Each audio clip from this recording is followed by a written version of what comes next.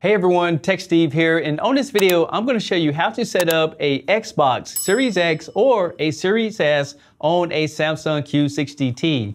So sit back, relax, and let's get started. Now the first thing you want to do on a Samsung TV is go to your home and you get the app tray right here. What you want to do is go over here where you see settings, go up and go down to where you see gaming mode. What I like to do is just go ahead and turn on gaming mode, but if it's set to automatic, if your TV has ALLM, it'll automatically select it, but let's go and just turn it on.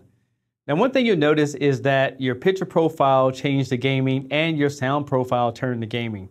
Now while we're in here, if you need to, you can go into your expert mode and you can go down here and adjust everything just to make sure it's going to give you the proper picture that you want. Another thing you can do is go back, then go down to General and go to External Device Management.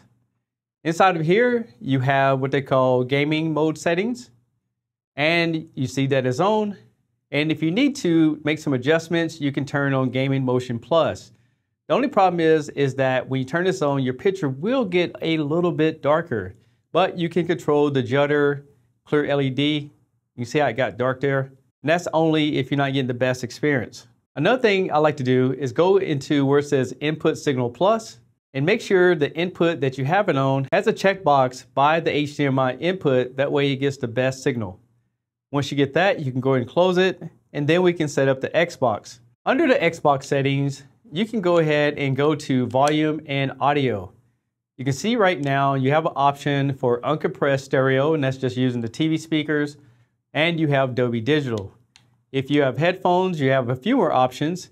You have stereo uncompressed, Windows Sonic for headphones, Dolby Atmos headphones, and I will tell you that you need to buy a software from Microsoft to be able to get that, and I'll show you in just a minute. And then under additional options, you can see that you can do some mixers and stuff like that. So you want to just go in here and make sure you got everything set up exactly how you want it. And then we can do the audio testing. You can see right there, this particular TV will support stereo uncompressed Dolby Digital, but it doesn't support DTS, Dolby Atmos if you're using HDMI. So just keep that in mind.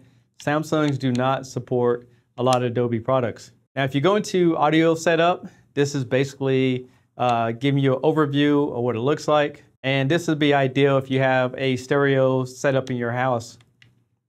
Once you get that set up, you want to go down to TV display options, and you can calibrate your HDR for games. And you can calibrate your HDRs for games.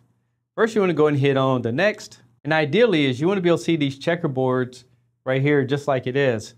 And you're going to use the controller to do that. You see how it got a little bit brighter, so that looks good. And just kind of adjust that out to the way it's to your likings. And then the final step right here. And you end up at this screen right here. This is calibrated image versus uncalibrated image. You can calibrate your television, but the TV is in gaming mode, so everything's pretty much locked. And then we can go into looking at the resolution. So the first thing, this TV is a 4K 60 frames per second. We can go here and look at the details. Again, you can see that it does not support 120 Hertz. At the bottom, it will support up to 10-bit 60 Hertz and HDR.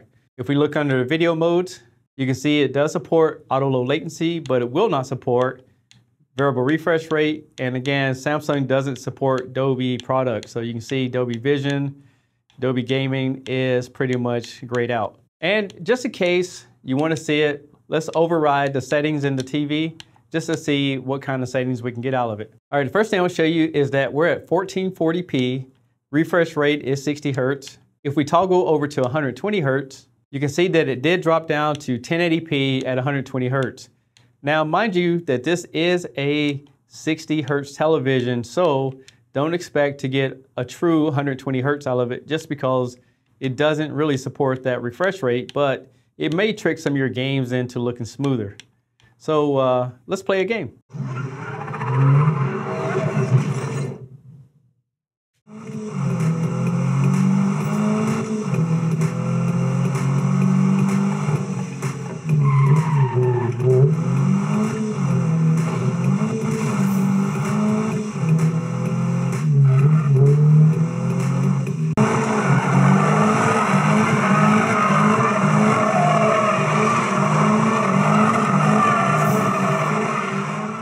text to you.